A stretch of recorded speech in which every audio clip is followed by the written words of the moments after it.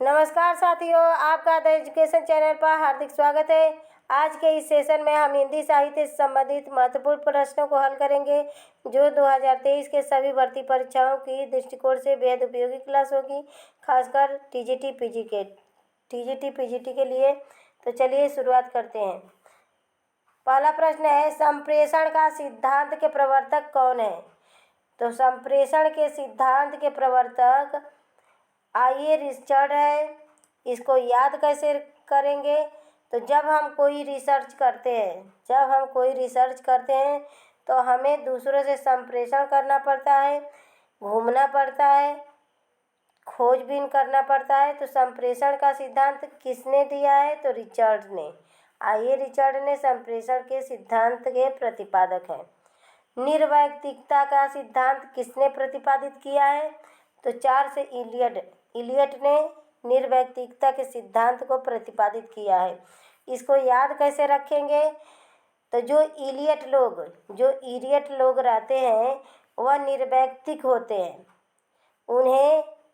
उनके अंदर प्रेम की भावना नहीं होती है और वह दूसरे को मारने काटने पर निर्वैयक्तिक होते हैं, मारने काटने पर तैयार होते हैं। तो निर्वैयक्तिकता का सिद्धांत इलियट से इडियट समझ लीजिए। तो याद कैसे रखेंगे? तो निर्वैयक्तिकता का सिद्धांत चार्ल्स इलियट ने दिया है। रस का सिद्धांत किसकी रचना है? तो रस सिद्धांत डॉक्टर नगेंद्र की रचना है। डॉक्टर नगेंद्र ने रस सिद्धांत नामक रचना को लिखा है। नए साहित्य का सौंदर्य शास्त्र किसकी रचना है? तो नए साहित्य का सौंदर्य शास्त्र मुक्तिबोध नए साहित्य का सौंदर्य शास्त्र नामक रचना को लिखे हैं। नेक्स्ट प्रश्न देखते हैं, भाव विलास किसकी रचना है? तो भाव विलास आचार्य देव की रचना है। याद कैसे रखें इसके? तो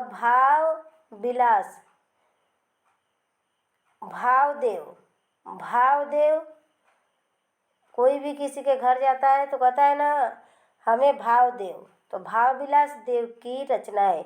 वह करुणा की शांत कछार किसकी पक्ति है? तो जयशंकर प्रसाद की पक्ति है। यह वरुणा नहीं रहेगा, करुणा रहेगा। तो यह कामायनी की पक्ति है। ब्रजबुली शब्द का प्रयोग सर्वप्रथम किसने किया? तो बंगाली कवि ईश्वर चंद्र गुप्त ने किया। और ब्रजबुली किसको कहते हैं? तो पुरानी बंगला को ब्रजबुली के नाम से कहा जाता है। गुरु सुआ यही पंथ दिखावा किस कवि की पक्ति है? तो जायसी की पक्ति है। पद्मावत से ली गई पक्ति है और पद्मावत इनका महाकाव्य है। क्वेश्चन नंबर 9 है, प्रपद्धवाद का दूसरा नाम क्या है? तो प्रपद्धवाद का दूसरा नाम नकेनवाद है। इसमें बिहार के 3 कवि शामिल थे। उनके नाम के प्रथम अक्षर को मिलाकर नकेनवाद की स्थापना हुई, जिसे प्रपद्धवाद के नाम से जाना जाता है। रसगंधर्व के रचनाकार का नाम बताइए। तो रसगंधर्व मधुकर।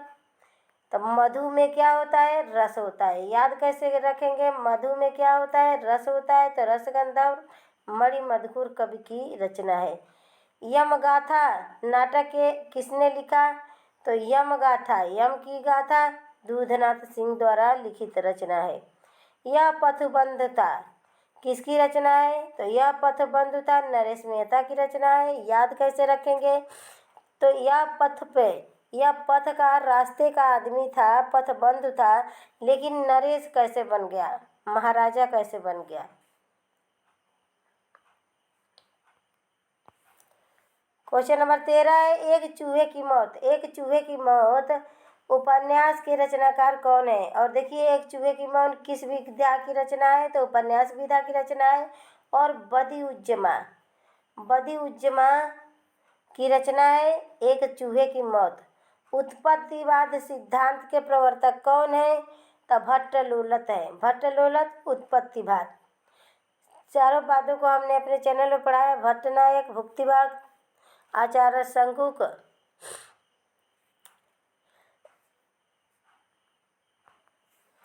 नेक्स्ट प्रश्न है, भुक्तिवाद के प्रवर्तक कौन है? तो भट्टनायक भुक्तिवाद के प्रवर्तक है। प्रभु जी मेरे अवगुण चित्त न धरो, उक्त पंक्ति किसकी है? तो सूरदास की पंक्ति है, प्रभु जी मेरे अवगुण चित्त न धरो। क्वेश्चन नंबर 17 है, ध्वन्यालोक। ध्वन्यालोक ग्रंथ के रचयिता कौन है?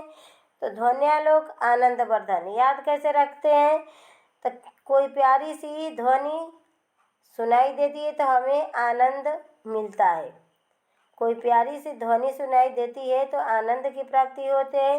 तो ध्वन्यालोक आनंदवर्धन की रचना है। साहित्य दर्पण के रचयिता कौन है? तो साहित्य दर्पण विश्वनाथ की रचना है। तो पूरे विश्व में साहित्य एक दर्पण है। विश्व में जितनी भी घटनाएं घटती है उसी का चित्रण साहित्य में किया जाता है। तो साहित्य का दर्पण क्या होता है? पूरा विश्व होता है। तो साहित्य दर्पण के रचयिता विश्वनाथ। पीली आदि उपन्यास किसकी रचना है? तो प्रभा खेतान। पीली आदि प्रभा खेतान की रचना है। रमणीयार्थ प्रतिपादक काव्यम, यह काव्य की परिभाषा किसने दिया है? तो पंडित राज जगन्नाथ ने। क्वेश्चन नंबर 21 है, शब्दार्थो सहितो काव्यम। शब्द और अर्थ को काव्य मानने वाले आचार्य कौन है? तो आचार्य भामा है। यह एक अलंकारवादी आचार्य है। अलंकारवादी आचार्य है भामा। एक मंत्री स्वर्ग में किसका उपन्यास है? देखिए, एक मंत्री स्वर्ग में किस विधा की रचना है? तो उपन्यास विधा की रचना है। और शंकर पुनतांबेकर द्वारा लिखित है। शंकर पुनतांबेकर द्वारा लिखित यह उपन्यास है एक मंत्री स्वर्गलोक में। गोबर गणेश। गोबर गणेश किसका उपन्यास है? उपन्यास विधा की रचना है गोबर गणेश। तो रमेश चंद्र शाह ने कौन सा उपन्यास लिखा? तो गोबर गणेश। साप तुम सभ्य तो हुए नहीं, फिर डसना कहाँ से आ गया? यह पंक्ति किसकी है?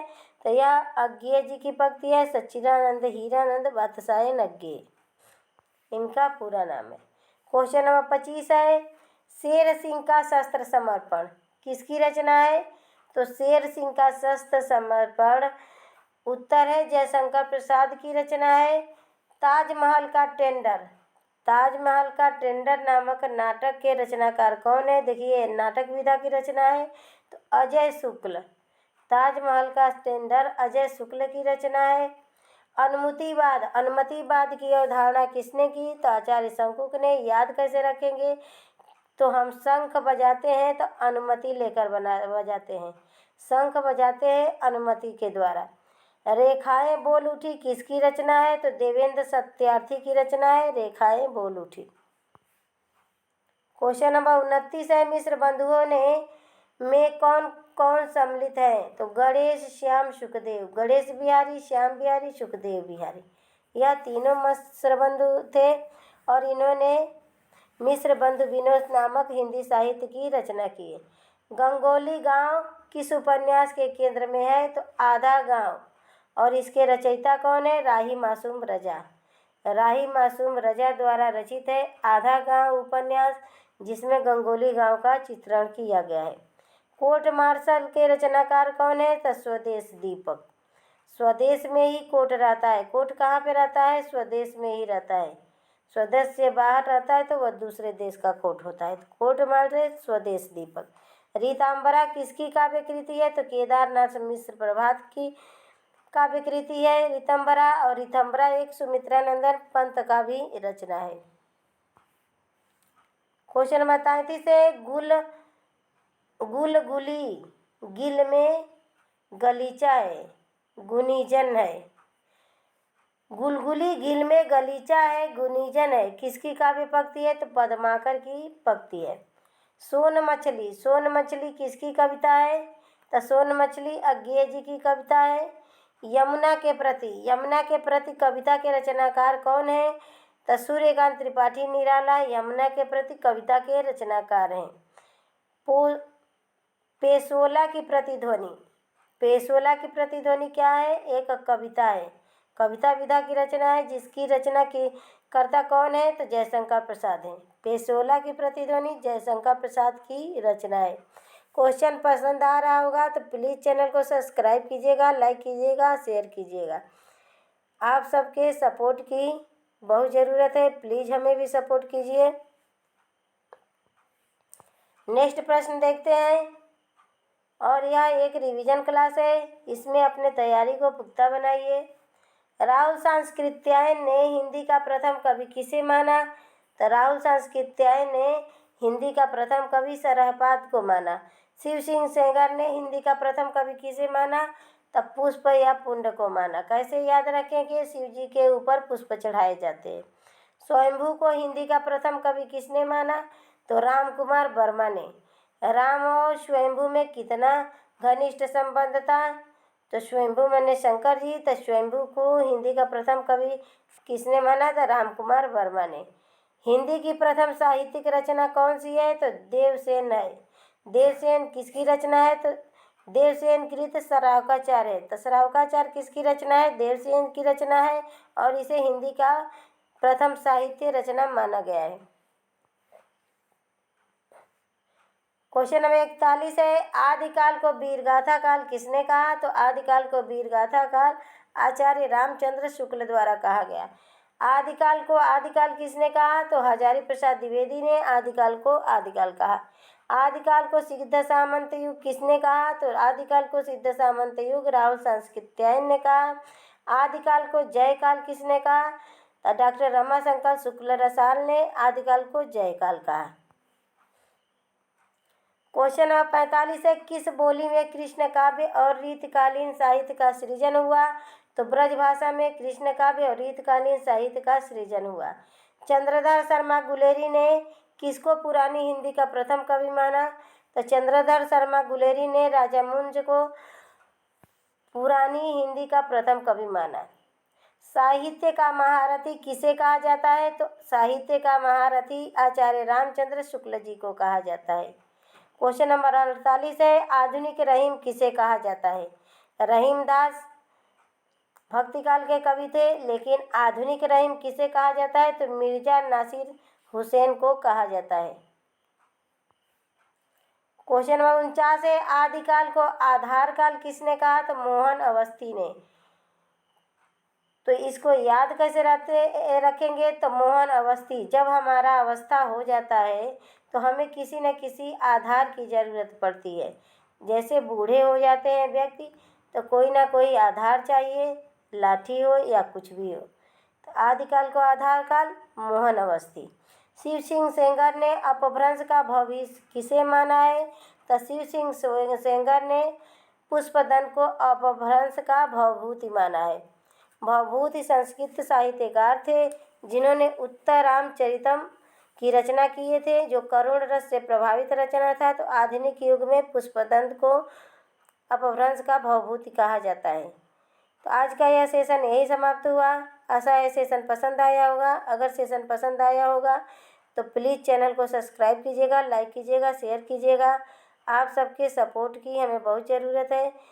आपके लाइक से या सब्सक्राइब से हम प्रेरित होंगे ऐसे ही अच्छे वीडियो बनाने के लिए। तो अपने तैयारी को पुख्ता बनाइए। नमस्कार दोस्तों, धन्यवाद।